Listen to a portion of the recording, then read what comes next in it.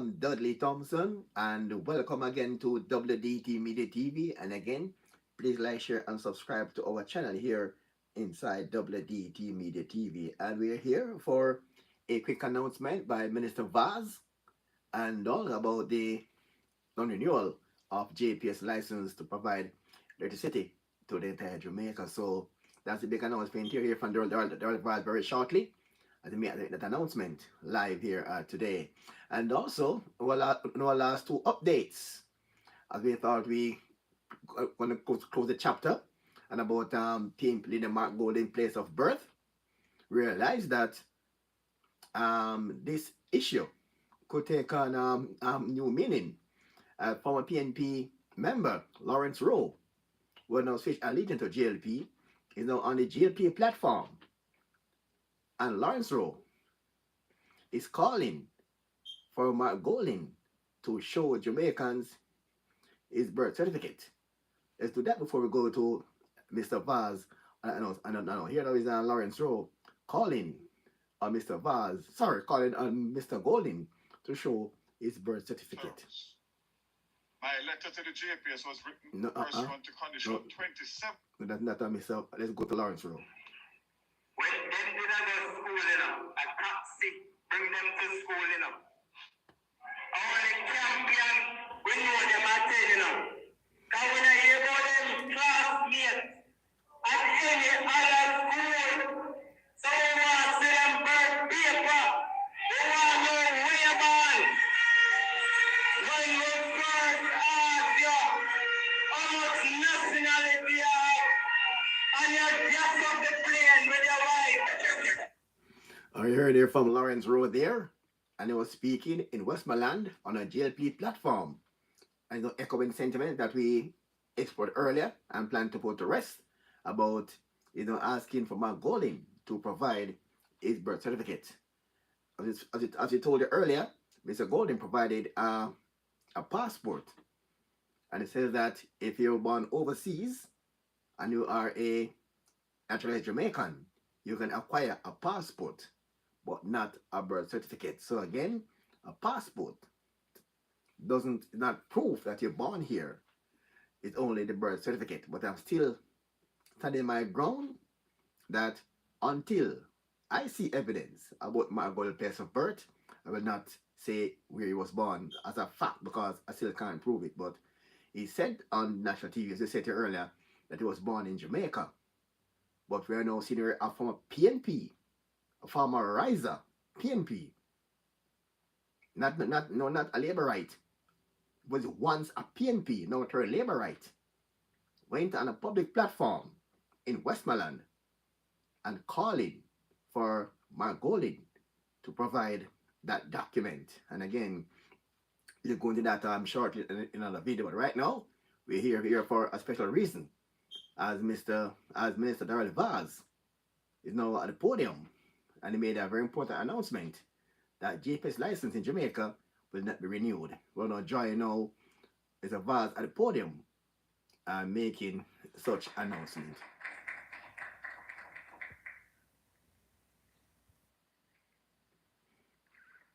Thank you very much. Good morning to Jamaica. Those are present, those on social media, those in the diaspora. You would realize that today is not postcard. So the fact that I'm here in a banquet hall and not at my ministry auditorium would signify the importance of what I'm about to say.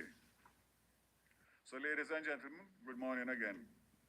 I wish to advise the country that this morning in my capacity as Energy Minister, I wrote the Jamaica Public Service Company and gave formal notice of the government's intention upon expiration of the current all-island license not to renew under existing terms. My letter to the JPS was written pursuant to condition 27 of the license, which provides the government of Jamaica to acquire the licensed business at the expiration of the terms of the license. That expiration date is July 8th, 2027. Let me make it clear, it is not the intention of the government of Jamaica to take charge of the operations of the JPS. Prior to the expiry of the current license in 2027, we intend to renegotiate new licensing terms and conditions with potential investors which are favorable for the people of Jamaica. My statement to the media at this time is intended to provide clarity and transparency around the government's objectives, the process that is underway, and to reiterate our commitment to securing better outcomes for the Jamaican people. Our country will recall in 2001, the former People's National Party administration and government entered into an all-eyed and licensing arrangement with the JPS.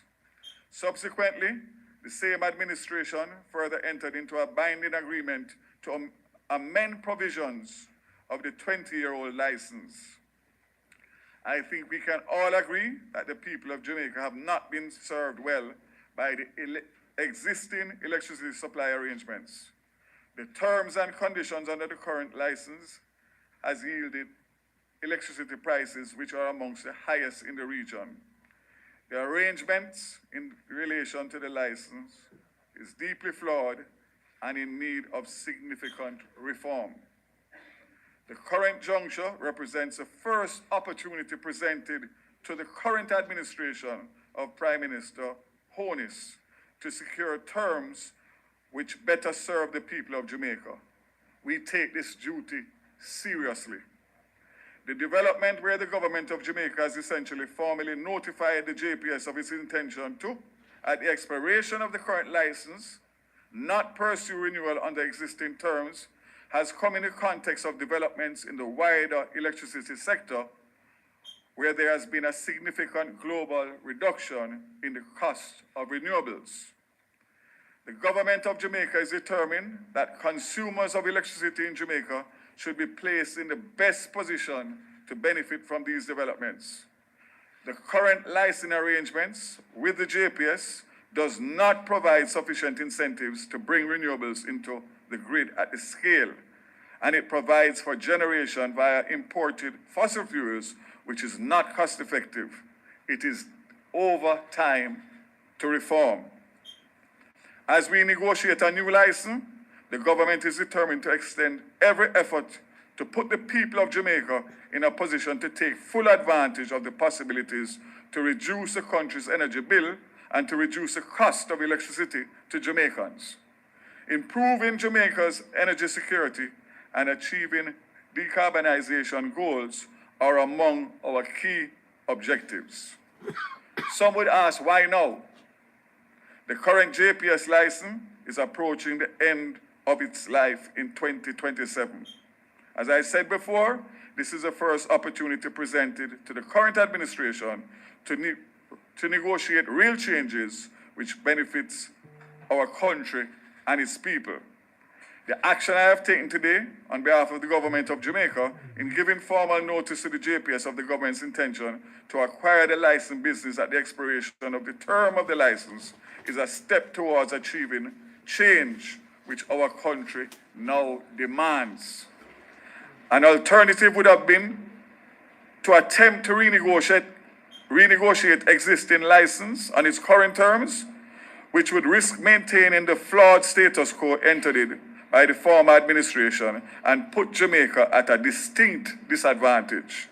The government of Jamaica does not believe pursuing such a path is either appropriate or viable at this time.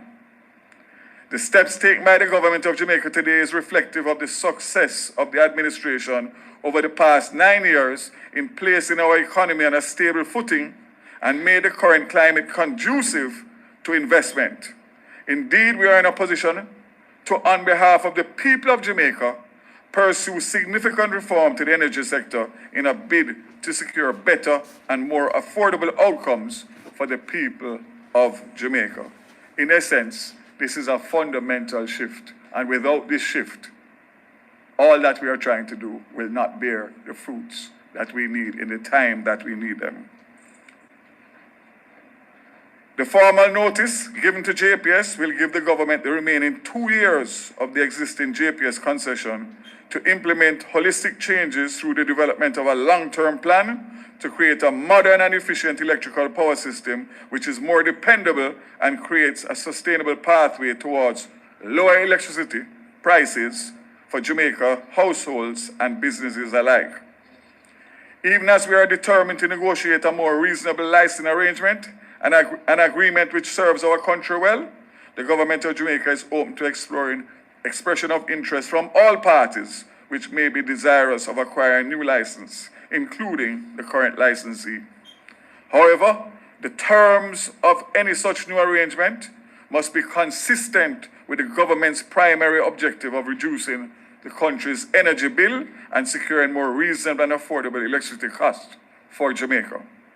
The current license holders are well aware of the government's intention to negotiate new terms which are consistent with the vision of the government for a reformed energy sector. The terms must the collective goals and aspirations of the people of Jamaica who have been burdened by high electricity costs for decades. Reform in the energy sector is a must, even as we pursue the pathway towards reformation. I wish to assure the nation that the government's serving of formal notice to the JPS of its intention to acquire the licensed business augurs well towards stability in the electricity sector, even as we negotiate terms which better serve the people of Jamaica. There will be no disruption to service delivery prompted by our move to put ourselves in a position to secure better outcomes to the consumers. The license is very specific, and the terms of the license, and until 2027, those conditions are in place. So I'd like to make that very clear.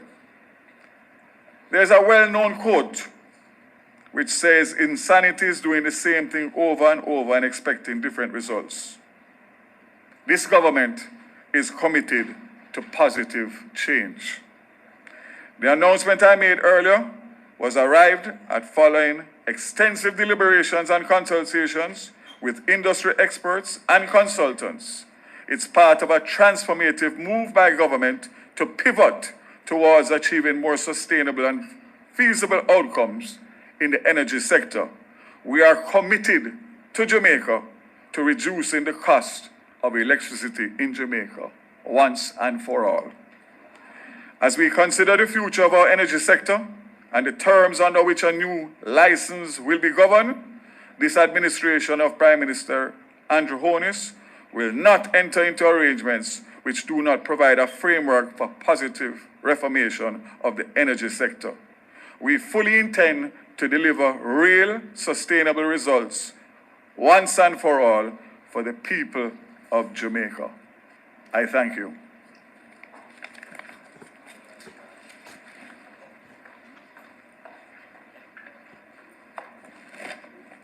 All right. I now invite our Minister of Finance and the Public Service, the Honourable Favour Williams, to bring some remarks to you after that. Very, very important presentation from Minister Vaz. Minister Williams.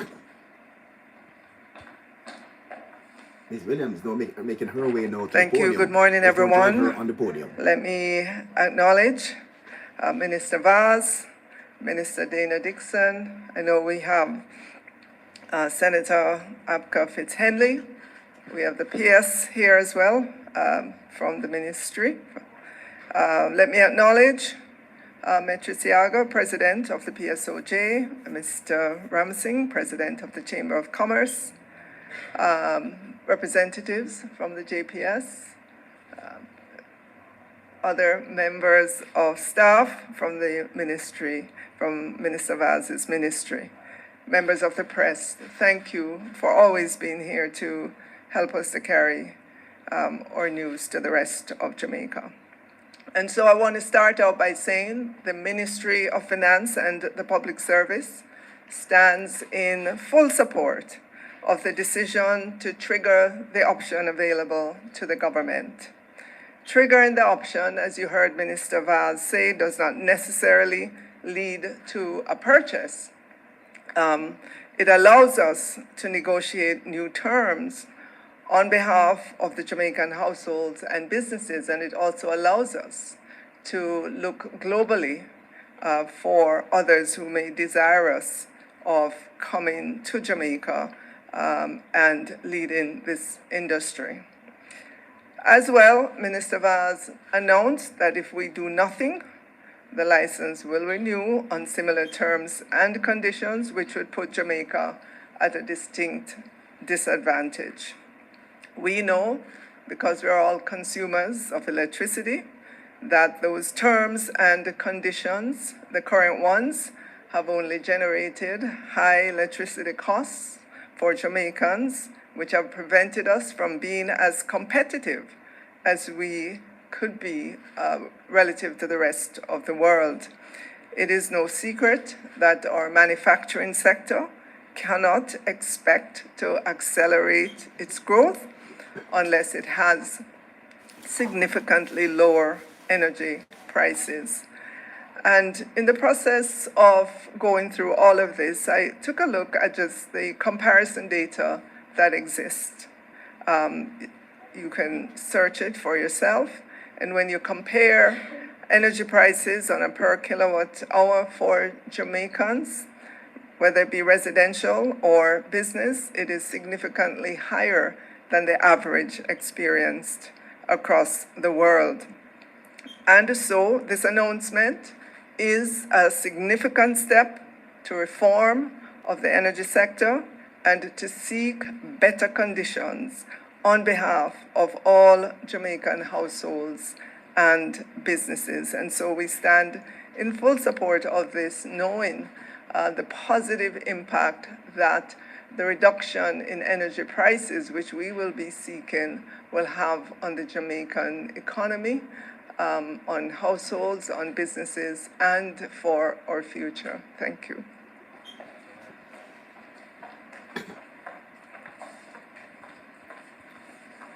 We are moving along very quickly this morning, and so we will open up for questions. We have the wonderful Naomi there, who's going to take questions from the media.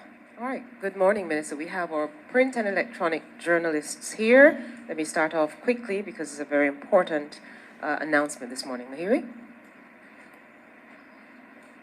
Good morning, everybody. Mahiri Stewart, Nationwide News here. I have a couple questions to ask. So the first question is, I took note of the fact that Minister Vaz mentioned renewables as a key part that will play a role in negotiations. Is it that the successor to JPS, whoever that may be, is it that that contract will include circumstances that will allow renewables to be easier incorporated into Jamaica in terms of energy provisions?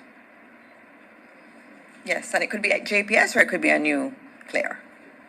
The answer to that is absolutely. And the fact of the matter is that, as I said before, where we are now, no matter what we do or what we try to do with the current license and the conditions of the current license, we are hamstrung because you're not getting the full effect in terms of energy price, even with the introduction of renewables. We saw LNG, we see the solar, we see all of the things that are happening, and we still are not getting the reductions that we need.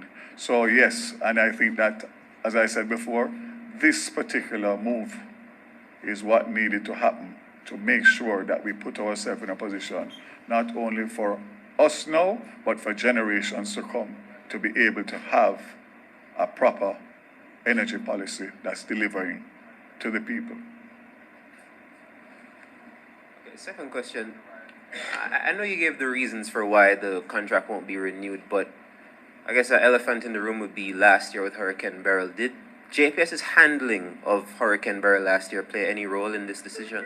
No, obviously, Hurricane Beryl, we all know what took place with that. That's just a symptom. The fact of the matter is that it's more fundamental than that. It's broader than that. And the fact of the matter is that, and I want to reiterate it, the government of Jamaica had two options. One is to try and negotiate an existing license with the existing operator, which means that the government would be at a distinct disadvantage from jump. So what I want to put Jamaica in a position is to be on a level playing field, that when we go into that negotiation with whoever we're going to it with, we don't have our hands tied behind our back. We will be leading rather than following. And that's what governments do, or that's what good governments should do. Good morning, everyone. Jerome Williams from the Jamaica Observer. Quick question for you, based on the negotiations that you... Ever wondered what your home looks like from space? Enter your address and get a 360-degree satellite view of your home right now.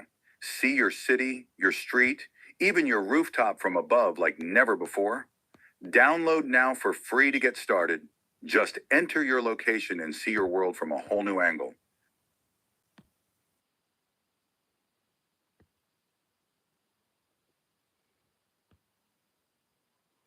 All right, as we welcome back now. Sorry about that interruption there. A spur of the moment decision. It's a well thought Welcome out. back And you now. can see the Welcome Minister back. of Finance, the Minister Back of now to Finance was Minister involved Vaz, to make who's sure currently still at the podium. or any decision that we make, that the government is in a joined up position, looking at it holistically. So the straight answer to your question is no. And if you notice, I speak about the license. The license and not the licensee, because the licensee is only following the license that they got. And the bottom line is that that license, which was negotiated by the then government of Jamaica, has proven to be a flawed license. Flawed from the time it started to flawed 20 years later, because it's not delivering to the people of Jamaica what we need.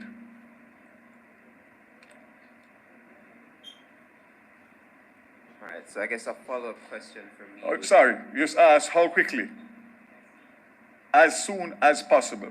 We have already notified the JPS formally, and I expect to get a response from them in due course, and that is a priority of the ministry. Regardless of what the season we are going into now, that is our priority, to make sure that we move the things along as quickly as possible, so we do not get caught in a situation where time is running out on us in 2 years and we have to make decisions off the cuff. We need to make sure, because this and these decisions are not only for today, this will affect generations to come. So, in terms of, I know that you said that this renewal, in terms of not continuing it, is based on existing terms. And I know probably the headlines are going to say government not renewing with JPS. But that doesn't mean necessarily that there's a future where it won't be JPS. People probably think this is the end of it, but that's not necessarily the case, correct? Yeah. So let me make it very clear. The license as we know it, that has 2 years left on it, the government will adhere to all of those conditions. In the meantime, the government of Jamaica is going to start looking at our options. That options includes any and everybody. Whoever it is that we end up going to the table with for a final negotiation for a new license with new terms as of July 2027 will be terms that are favorable to the Jamaican country people and citizens and everybody, because we are getting the opportunity to draw a line in the sand, learn from our mistakes, and don't repeat them, and negotiate on an even keel to get the best result. And we will bring in our consultants, whatever we need to put that team together to make sure that we are looking at what has transpired in other countries, the mistakes that have been made, to make sure that when we finalize our negotiation and sign with whoever, it will be the best possible deal for the people of Jamaica. And has the government... Well, PSOJ president is behind me. I know you were speaking earlier about how it's going to affect the average citizen, but in terms of the impact that you think this will have on the business sector and the private sector in general, how much do you think it's going to make things different? Put it this way, we know what it's not doing now. So the fact of the matter is that we are very aware what demands are from the business community and the private sector in relation to energy solutions. SEZs, currently, they can't benefit. So we are very aware of what the issues are, And as I said before, the business community is who drives growth, you know. The government only facilitates, you know. So if we can't deliver to them the right ingredients, then the country will continue with minimal growth, if any. So we're very clear on that. What I can say, and as I said before, this is today, July 1st, 2025, a new day as it relates to the future of energy in Jamaica. Thank you, Minister. I have a quick one online, then I'll go to Corey from the Gleaner. Just a quick one. How will you manage then the risk of blackouts during the transition if JPS appears to not put much care into the running of the business prior to the end of the current contract in 2027? The same way I dealt with Beryl. The OUR has their mandate, they are the oversight, and if it's not being oversight or overseen properly, the government will have to intervene. But I do not expect that.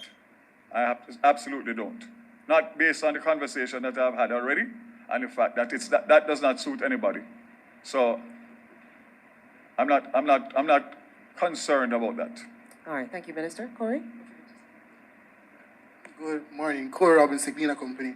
Just wanted to know, Minister, how many other options outside of the JPS are you foreseeing now, currently? And how long will it take for them to be up and running after these 2 years? So it will be premature to go any further from the discussion that I've just outlined to the people of Jamaica. It won't be prudent.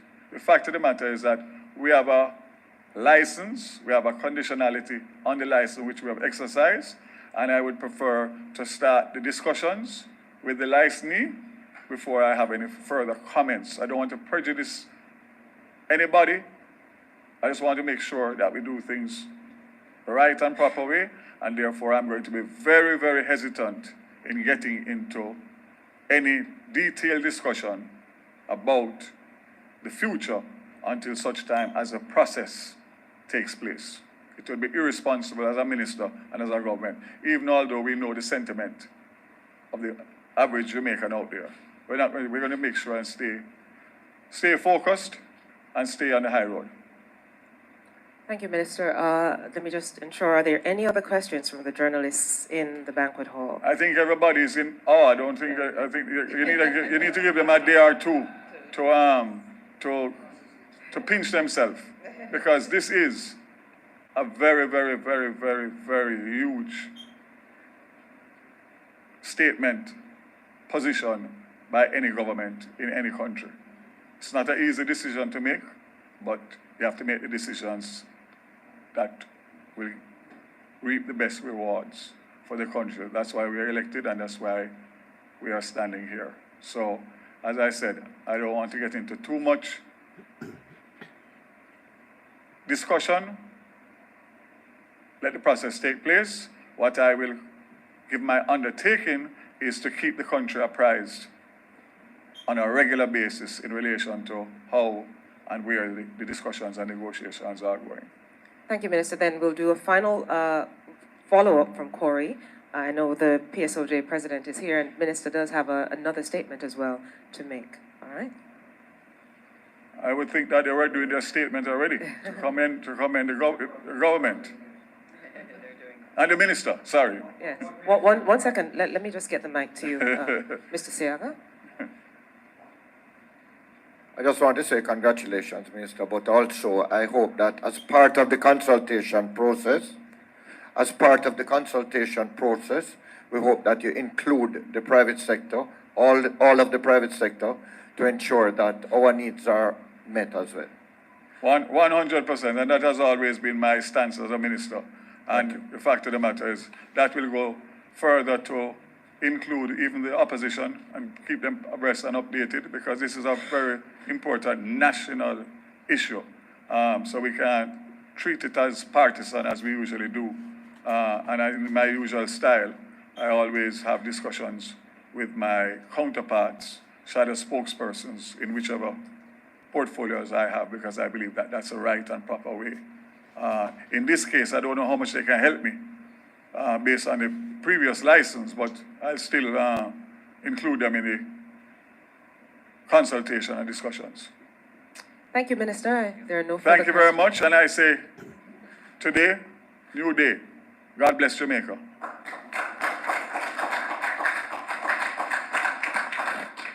All right, thank you very much, Minister, and thank you all.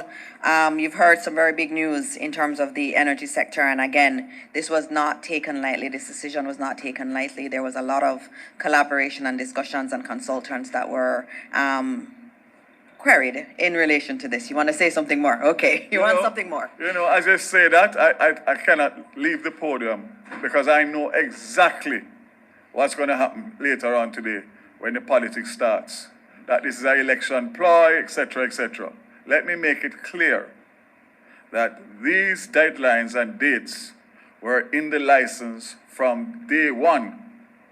These were the timelines. July 8th, 2025, for the government to communicate to the licensee, and for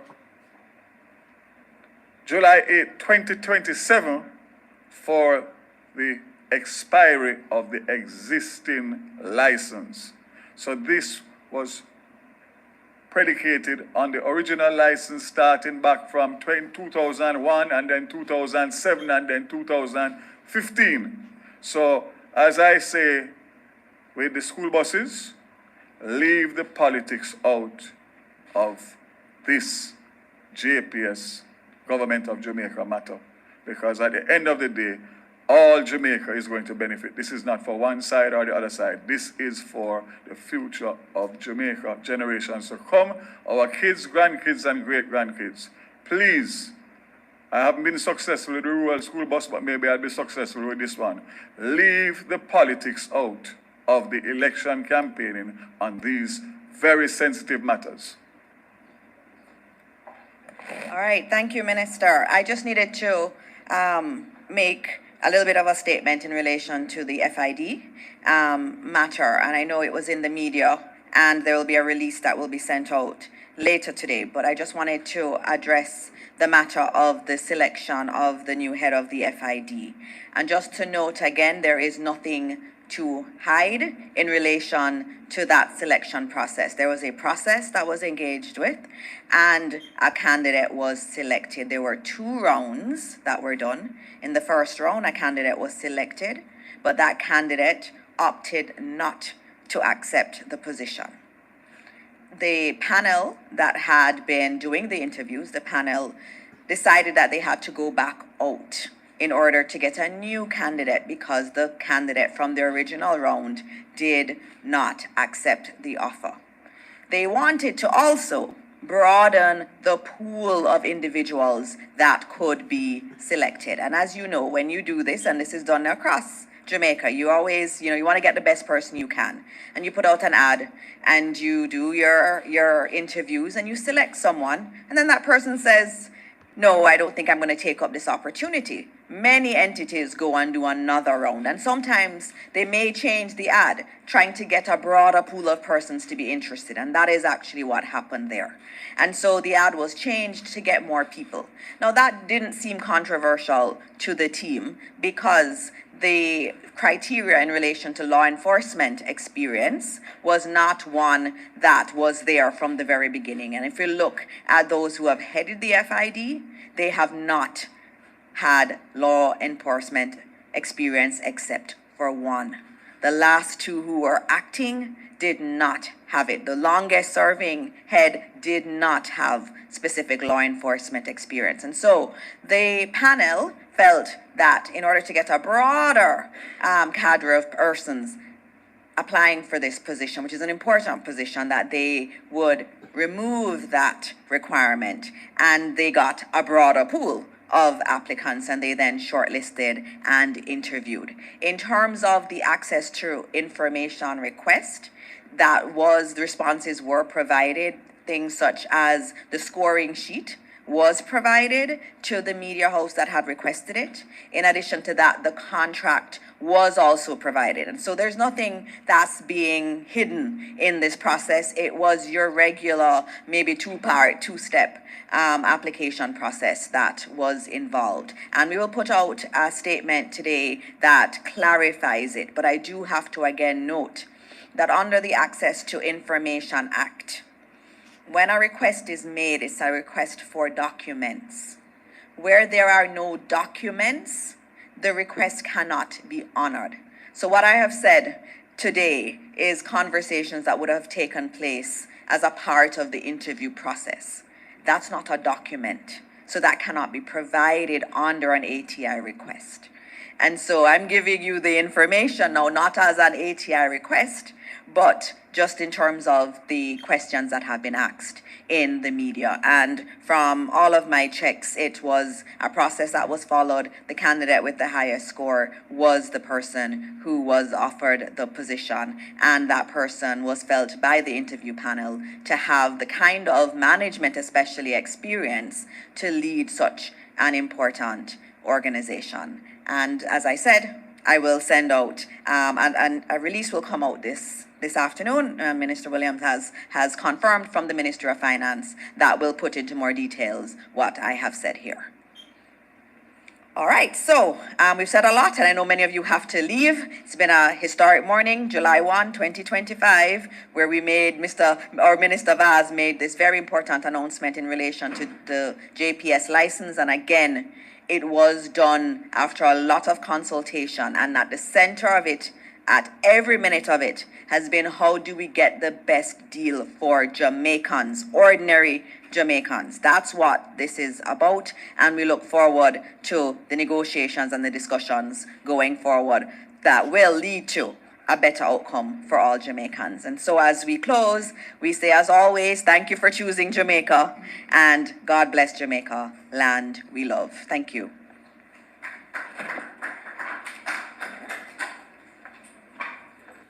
All right, just heard there the press conference there earlier that the JPS company, the license will not be renewed. And for context now, it is saying that the licensee, it's saying that JPS license. See this? This is a 400-ounce bar of solid gold. Back in the... All right, it's saying JPS license, right, will not be renewed. Now that licensee. So that means if the JPS could come with new terms, it could be the one who could be reassigned, because the JPS license is being not renewed. And also, it expires on July 8, 2027. It expires.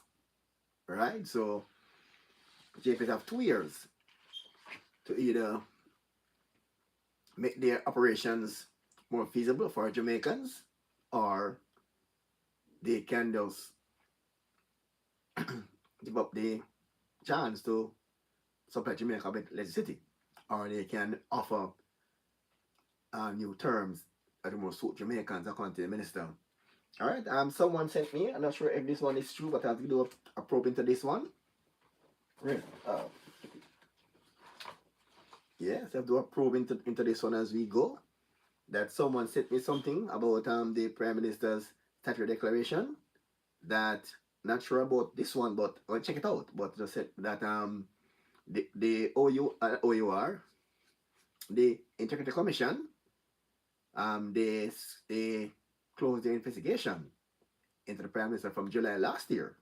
I'm not sure how true that one is, but when I get some confirmation about that one, some clarity, before I will go into details about this one. But somebody can update me if that is so. If that is so, then why it's still a fixture on certain political platform. But as I said, I have to look into this one into some more detail. But someone sent me, really, I'm looking for it right now. Someone sent me a document saying that the Integrity Commission has completed its investigation into Prime Minister Andrew Holness, and the case was closed on July 9th last year after undergoing investigation for 338 days.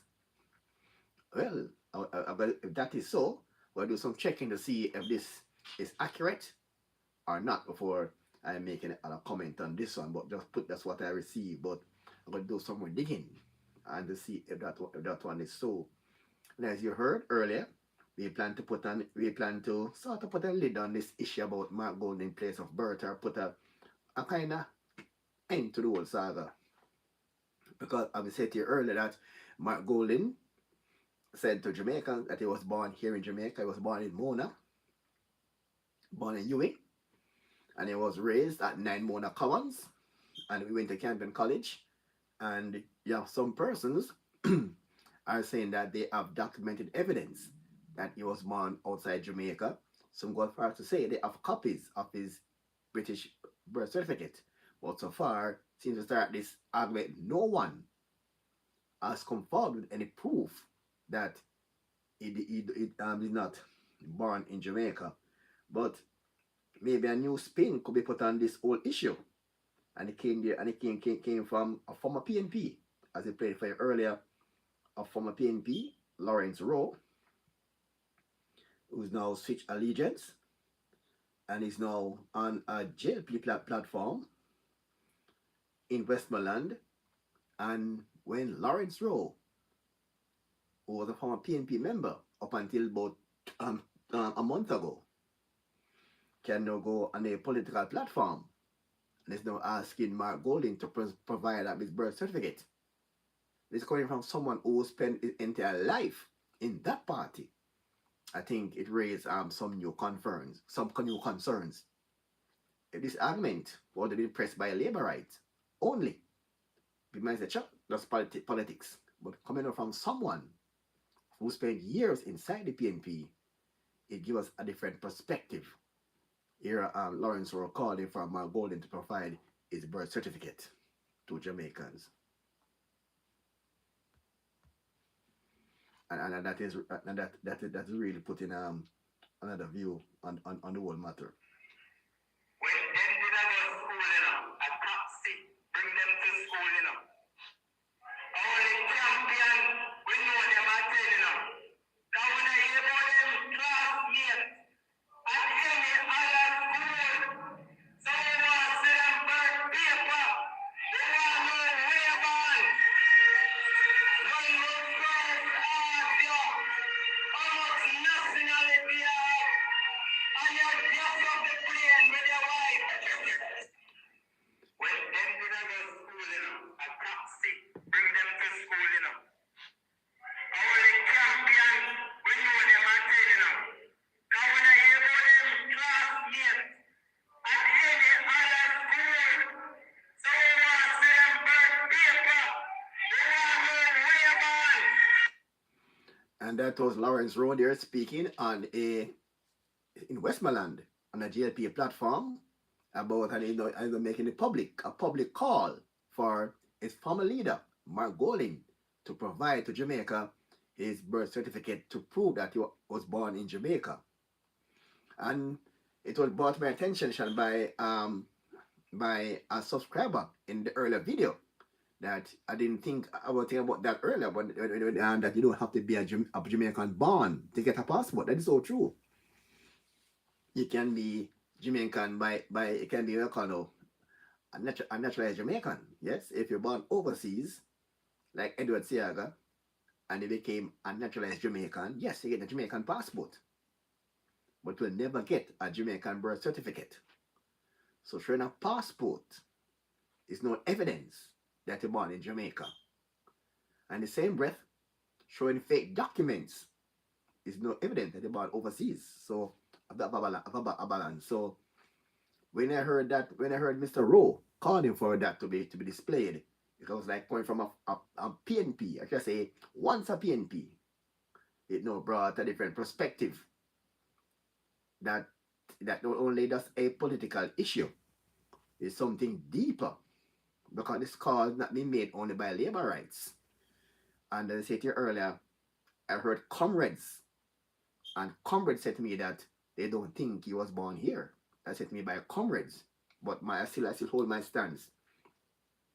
I will not say that until I see some evidence as to where he was born. And when I did my research, as I presented in the last video, it is no pointing that he was born here. Then someone said the PNP went on Google and fixed it. What that means is there's a broader argument. What I found was on Google that he was born here. But no, here Lawrence Rowe calling for him to show his birth certificate. And also, he said, they went to Campion. But Margot said they went to Mona Prep.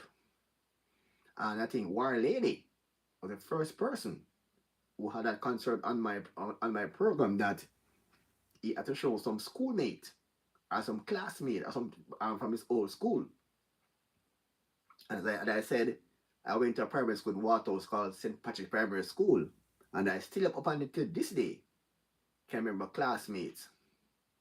And one of my 5th grade teacher, Mr. Donaldson, is now working in New York, and we had we met up online and spoke online. It was my 5th grade form teacher, Mr. Donaldson, at St. Patrick's. And at least Gully must can find some Mona primary Mona prep school schoolmate, at least some teachers, because up until this day I still can find teachers from my primary school days. Miss Hill, yes, I spoke with Miss Hill some time ago, and she was from my primary school days to Miss Hill. She's retired, living in America. So it's not a long shot argument or something not unlikely. So that if you went to Mona Prep, you can find some teachers might be retired now, or some classmates verify that you went to Mona. And the current principal at that school, St. Patrick Primary School, was also we were in the same grade. Miss White. Yeah, Miss White. The current principal at St. Patrick Primary School. We went to school together. She's on the school principal at that school. So when I heard as a War Lady was the first person who said we need to know somebody from Mona Prep who was in classmate or schoolmate. I know we heard this former PNP Orange Rowe making a similar call. That means something is wrong. And I know, and some comrades I know asking the same questions. And they know, and the JP supporters are adamant that he was not born here. And this is also a thing. So, and this thing I'm going to explore again. As I said to you a while ago, but I get some more details on that before I got a copy of a report here showing Andrew Holness different bank accounts, and it also says that I'm not sure if this is true, but I'm gonna check out this one. But I'll read what I got from it. And it says the Integrity Commission has completed its investigation into Prime Minister's Dr. Andrew Holness. It said the Integrity Commission has completed its investigation into Prime Minister Dr. Andrew Holness. Full stop, right?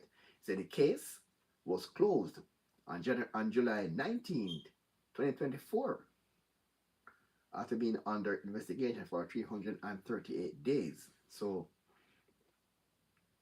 if the case was closed, then what are the findings? What were the results? That's my issue. What are the results? Case closed, yes, but what were the results? Was he cleared or what? We don't know. So we're going to get some more details on that one to see if the case really closed on Prime Minister about his declaration, and also about the 8. Heard it now gone to 10. And also going to explore another thing, that another PNP blunder again. It's another PNP blunder where sometimes PNP always go on political platform, and sometimes they speak things that are not exactly accurate. So I don't know why the PNP continue to do this. And I heard Clifford says the PNP lies might soon catch up with them, and it would hurt PNP at the polls if they continue to just spew things that are not accurate. Yes, indeed. And it was said by a PNP on a PNP platform that the government has closed Parliament early because they didn't want the enter the commission thing to come to the fore. And when check it out now, Parliament was not closed. Parliament was not early. I went to learn the current school and I still know recognize my former teacher and teachers. Oh wow, the same wow. That is yes. And I went to primary school in the 70s. I went to St. Patrick Primary School from 71 to about 76, 75, right? 71, 75. And I still talk to some of my teachers. They're not retired. Mr. Donaldson, I said, is currently here is currently taking things in New York. And Miss Hill, I can call two teachers then, and a host of students. And so they are still my friends up until today, from primary school days. So what Mr. Rowe is saying, you only know if you're going to Campion College. And I think Mark Golden told the other that he went to Campion College and he played senior cup cricket for that school. The same thing that we don't call the Grey Shield. But back then it was senior cup cricket. No, Sunlight Cup cricket. And he played alongside Christopher Deering. And Deering played for Campion in that competition 1978 and 79. The 2 years he played for in that competition, 78 and 79. And Mark Golden says Chris Deering is 5 years his senior. So Mark Golden is 59, 60. That means Deering will be about 64, 65. So that means Mark Golden said he played on the team from second form. So if he was in second form playing at the time, that means Chris Deering must be in either upper or lower six. Maybe 79, the year 79, it may be in upper six at Campion College. If he's 5 years older than Mark Golden, was in second form when he started playing cricket for Campion at second form. So do the math and see exactly what add up. And I didn't know that Chris Deering is older than Mark Golden, to be honest, when I look at both gentlemen. But that's another story. Alright, so we're gonna continue to examine these issues inside here, and we're gonna cut this end very shortly and come back to you later on. We'll look at some more the politics in more details. As you heard of the big breaking news today, that the JPS Co license will not be renewed by the government, and it expires on July 8, 2027. It expires. And as Zavaz said, he consulted with his opposition counterpart on these matters, and it's been ongoing. There's been an ongoing discussion, but based on our JPS, Jamaicans already don't like JPS. So, and that does not mean the end of JPS. It's a possibility that you could still see the same JPS, but under new terms and conditions. It's a license, but it's not that licensee. So it could be the same JPS, but under renegotiated license based on that. So the thing that we need, according to the minister, we will look at other options and the company that gives the best offer that suits Jamaican people to get the license. It could be the same JPS, but a different license. So they're not totally out, as the minister said, but it's not that the company wasn't fired.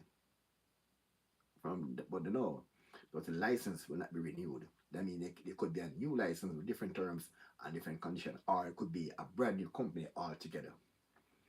So that's the way how they're moving now. All right, so we'll look at that again very in more details again, and we're gonna leave you for now, and then we'll rejoin later on at about the next 2 hours from now to look more in depth into what happened on the political scene. Both PNP and JLP, they're holding political meetings and political conferences across Jamaica, and the JLP is trying to tell Jamaica what they have achieved so far, and why they think they should return to continue the work that we started 10 years ago. While on the PNP, it said that how the GLP is corrupted and they're wrecking the country and deserve to be out of office. So two contrasting views from both sides. So, as I said to you earlier, it's a battle of the minds. The party that can control the narrative by doing the election. Oh, and I think Mr. Rowe said one thing, that the GDP, he was the PAP's data person over the years, and he said when it come to electability, yeah, he's more popular than Mark Golding. Yes, from Lawrence Rowe.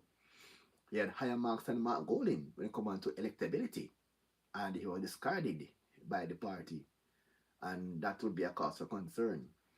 And they also stated that when the polls showed that the PNP was ahead, when he did the analysis from his standpoint, the GLP would have won the election by 1 seat, based on his calculation. That time he was a PNP, and he was saying that before he became a GLP. So it was PNP's data manager at the time, and that was his calculation when the PNP was ahead in the polls. So it's a lot to digest from both sides. So we're going to look at the both sides when they come back, on the second update for today. But today we're just about to give you the big news that the JPS license will not be renewed, and that could spell good news for Jamaica. I know the PNP now will say, but it's a political ploy. But as you heard from the minister, this was in a document from years ago that the discussion will be held on July 8, 2025, to determine the way forward for the license to either expire, to either renew or not renew. And the discussion was held, and they came to a decision not to renew the JPS license. So let's see now how that will unfold. All right, so until later on, I wish you a wonderful day, and share it with your friends, and tell the entire Jamaica that JPS license come 2027 will not be renewed. It could be the same company, but under a new license. Until then, please hit the notification bell, send to your friends, encourage your friends to subscribe to the program, and remember to tell them to keep it locked to us here on WDT Media TV.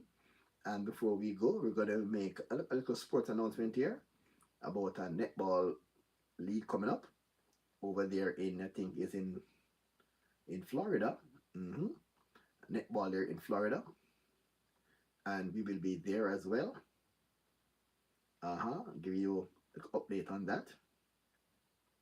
Yes, about a grand netball extravaganza will be held there in Florida. Yes, and it is you can see it on the small screen there. And you can see it on the small screen, right? And it's Florida United Netball, in association with the Commissioner Maxwell Chambers, present next part netball extravaganza. Yeah, man. It'll be held on November 15 and 16 at Miramar Park in Miramar, Florida, Miramar Parkway, Miramar, Florida. And it features shooting competition, yes, music and entertainment, umpires versus coaches, and also uniform parade, cash awards, medal trophies, and much more surprises. And if you can't be there from around the world, hey Beverly, please call in. Anthony, all right. You ask him Beverly to call. Wow, Beverly to call in. That would be nice. If Beverly can call in. War Lady, yeah man. What you said to me earlier, War Lady, in the earlier video is not coming to pass. Because we hear Mr. Lawrence Rowe saying I'm saying the same thing now. Yes, indeed, saying the same thing now about Mark Golding's childhood classmate and teachers. He said the whole school he went to was Campion. So that's very serious. Yeah, very, very serious. But as we segue back now to netball thing we're talking about, yeah. So if you can't be there on the day, our channel will be giving you live updates where we are around the world about the event. So we'll be giving a live update of the event November 15 and 16 coming to you from Miramar, from 700 from Miramar Parkway in Florida, and giving you a live update on that event as it unfolds. So support the netball there for you. And also, and so congratulations to the Jamaicans on the trials, those who made the team. And sorry that our good friend there, the Clayton twin, one of them got injured in the finals. And we're hoping to have the twin on the team, the twin power on the team. But sadly, I think it was Tia won 10.87 seconds ahead of Sherika Jackson and Shelley Fraser Price on the way out, and she's now on the team as well. We say congratulations to Shelley Fraser Price, one of the greatest sprinter ever to grace the track, Shelley Fraser Price, and used to be her last year at the trials for Jamaica, and we do wish her all the best in her endeavors when she hung up her spikes finally, and she has been a good ambassador for Jamaica since 2017 up until now. 2018, remember 2018? No, sorry, remember 2008 when she came third at the trials, and the Halabaloo was from Jamaicans who were at the time, I think, very dumb. We're saying that because she beat, I think she should beat for the third spot on the team, VC Campbell Brown. And we say, well, let's take out her because she was young and inexperienced and give the place to VC Brown. That call by Jamaica in 2008. It's a very strong call because she was young, unknown, but don't know her. And you see, as they all say, the rest is history. We made that call then, we feel very stupid now when they make that call then. So and that was the beginning of the greatness of that young girl from Waterhouse, Shelley Fraser Price. We must salute her. Yeah, man. One of the greatest sprinter of all time, Mrs. Fraser Price. All right, so, well, lady, good morning to you. Catch you later. And later, we'll explore more about this. And also, if Ajahole's statutory declaration case was closed, we're not sure. We heard it. I got a message about that, but I'm going to do some digging to see if it is true or not. So until then, have yourselves a wonderful day and see you later here inside WDT BDT. Good afternoon and see you later.